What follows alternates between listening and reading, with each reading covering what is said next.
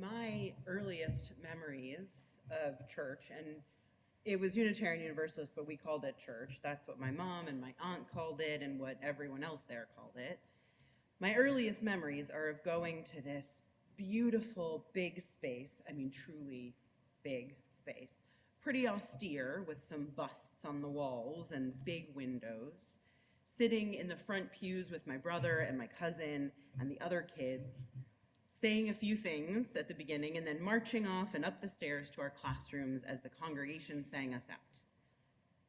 In those classrooms, we would learn Bible stories, then later, world religions, then even later, health and sexuality. In those earliest years, I remember going along in my dress and my nice shoes, like my little saddle shoes, learning the stories, having apple juice and graham crackers, and then spending a second hour in another room doing art. Potato prints, that one really stuck in my mind for some reason, and learning to draw a 3D version of like a tissue box. Like she put the tissue box, she was like, here's how you do. Those are the ones that stand out. I know we did other art projects, but for some reason, those stuck. So while we were upstairs, my mom and my aunt would attend the service and then maybe a lecture or a class. And when the 2 hours ended, we all met back up in the chaos of the hall in the basement. After snacking and drinking some more, many Sundays, the 5 of us would head over to this sushi place that we loved and have lunch. And I can picture us there at the table by the window. We had a routine on Sundays. I honestly don't remember if I loved it. I don't remember if I gave my mother grief when I was little about having to go. I certainly put my foot down later when I was older and refused to. I don't remember if the sushi place was actually just a bribe for all of us, but I remember that we went religiously. And clearly it did something to me because here we are. I had left. After I finished coming of age, like so many of our youth, I declared to my mother that youth group wasn't working for me, and I didn't see any reason to go. It didn't help that my father never attended, and I could point to him and go, he doesn't go, and he's a pretty moral kind of guy. And it didn't help that I could point to a scandal that happened in our congregation with our senior minister and say, he's up front and he doesn't seem like such a moral guy. And so I stopped. And I didn't go back to congregational life until my freshman year of college. I was miserable at my chosen school that first year, and my mom, in her infinite wisdom, said, go find the WhUU church, get in touch. And I did, and I can say with absolute certainty that I was the only freshman standing out on Sunday mornings at 8 a.m. waiting for a ride to go 45 minutes to the nearest WhUU congregation. This one met not in a massive Protestant space, but in an intimate, warm living room in a rented house. There I spoke to the minister, I sat in the chairs, and I tried to learn what this was when it wasn't stories and potato prints. Beyond teaching me about the vast differences in Unitarian Universalist congregations, I learned then that congregations are not a place for finished people. They are not a place for people that never make mistakes. They are not a place for people who have it all figured out and are perfectly moral all of the time and know just what they're doing. They aren't a place for shame and for blame. They are a place for honesty and growth. They're a place for exploration, for safely learning more and more about ourselves and becoming who we can be. They are a place, perhaps more than anything, for being in intentional community and living out what that means. When I left as a youth, I don't think I understood that piece. At the very least, I thought there wasn't much value in a community that I wasn't choosing but was being given to me.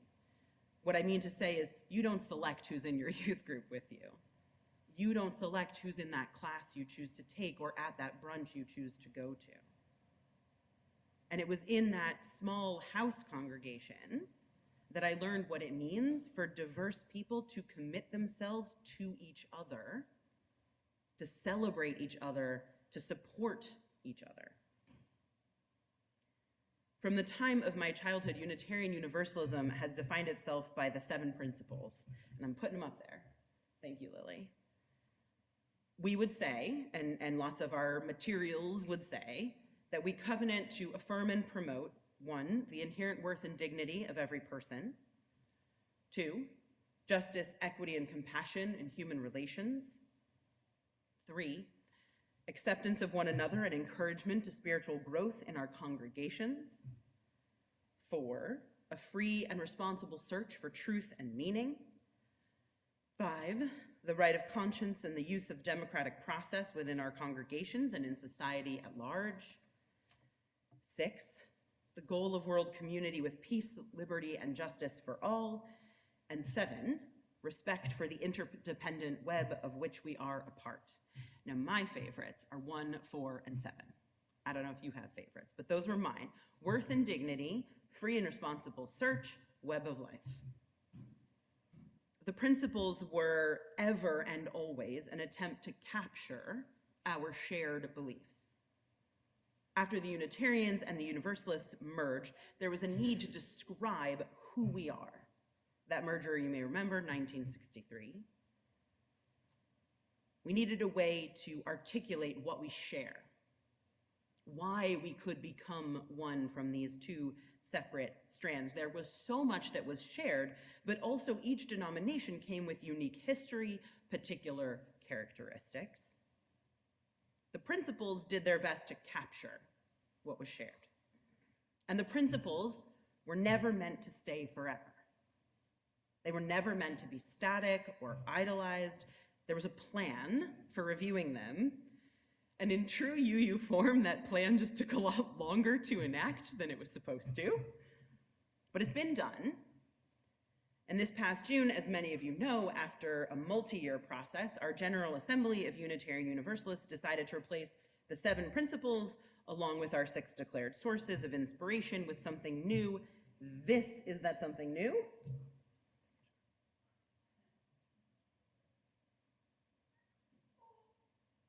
Do we have the picture, Lily? Yes, okay, let's leave that up.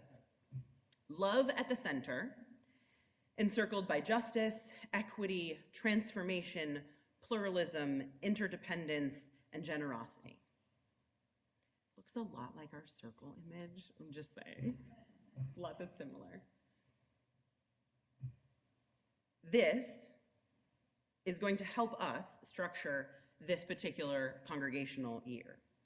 Although it isn't always obvious, we use themes each month behind the scenes.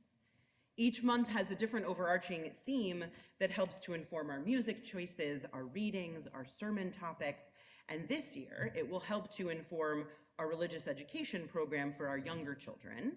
They'll learn about and explore, bless you, the many facets of these terms through story and practice and play.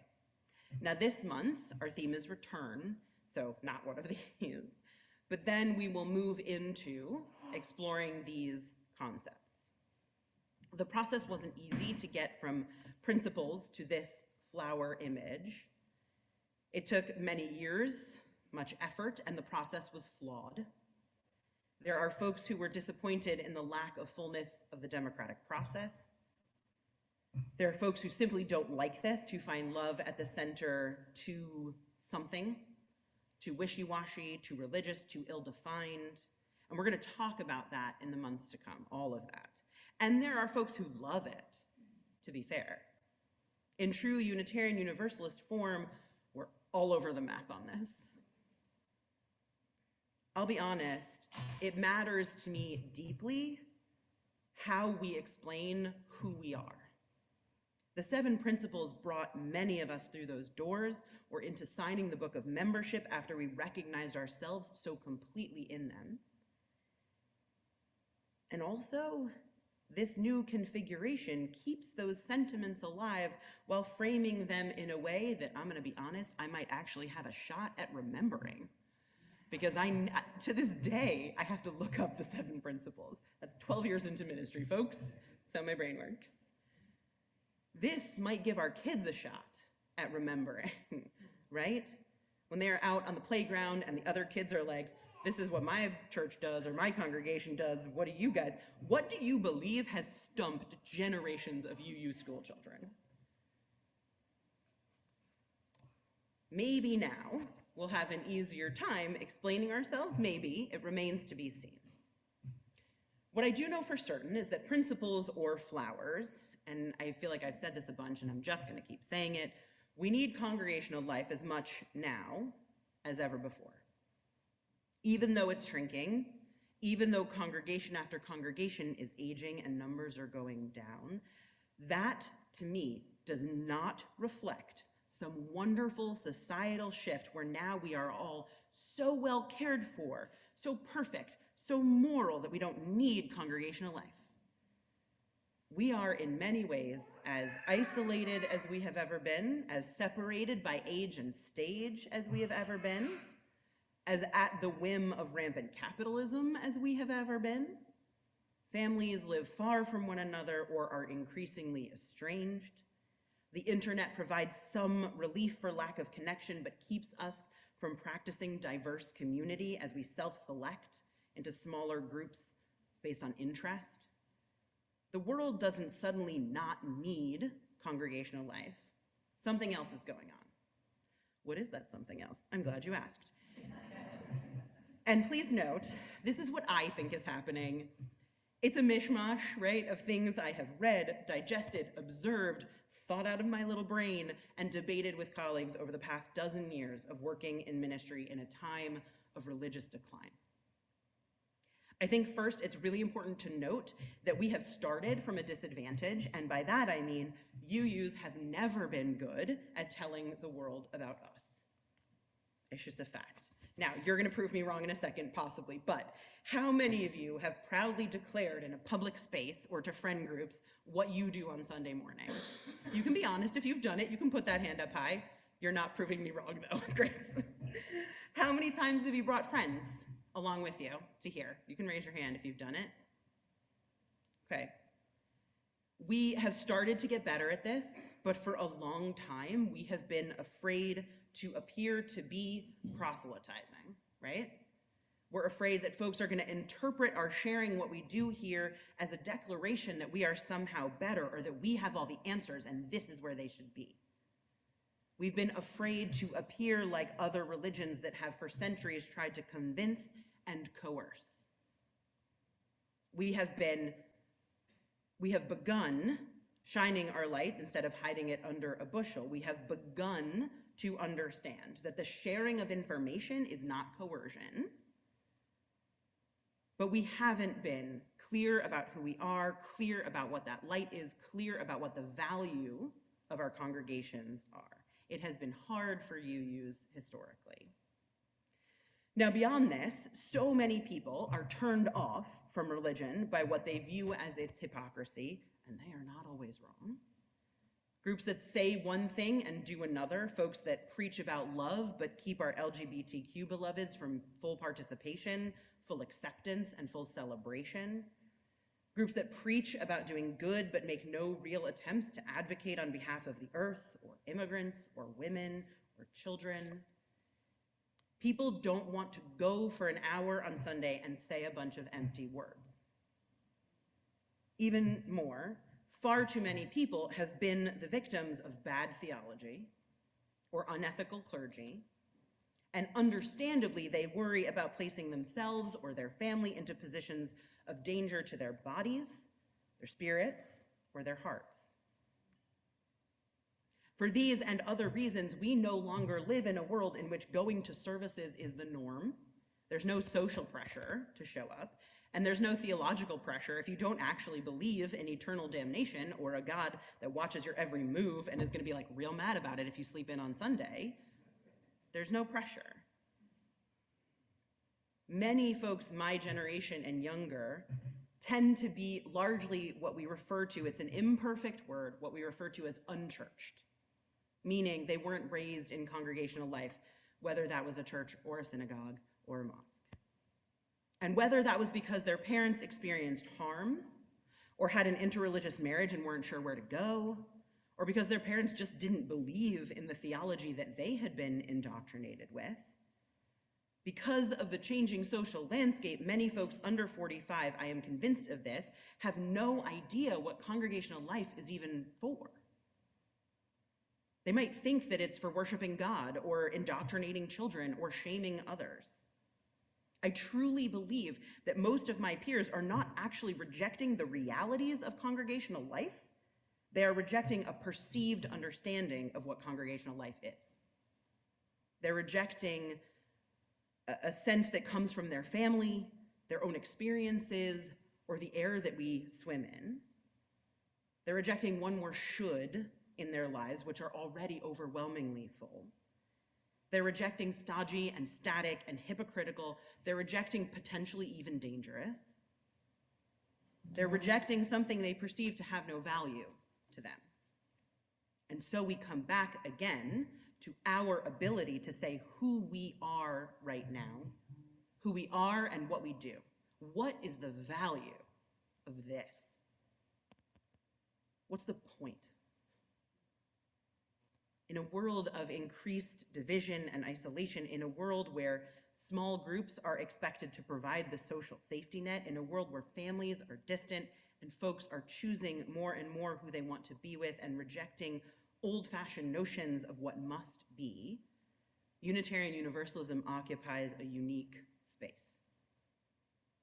Our radical diversity of theology means we aren't asking anyone to adhere to a creed or a dogma, but we are inviting folks along their individual journeys, convinced that those journeys are best taken in community. Here you get to explore and ask questions and become you, and we're gonna celebrate it. Our commitment to justice and equity for all means that we are not saying one thing and doing another. We're working for the causes that mean something to us, from racial justice to the preservation of democracy to environmental justice. And what's more, we are doing our best to practice radical hospitality for every single person here and beyond these walls. We try every day to live according to our values.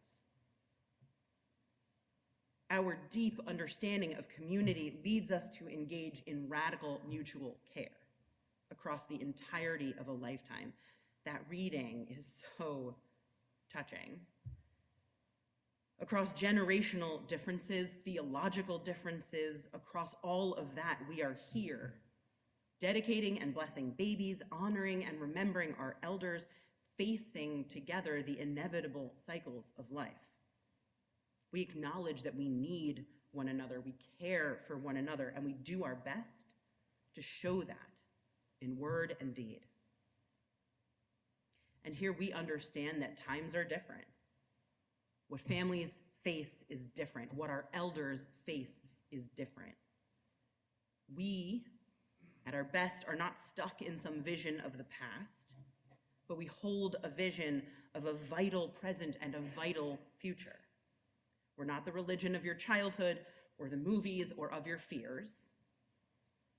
Who we are is a joyful, thoughtful, ever-learning, open and welcoming, intergenerational community of care.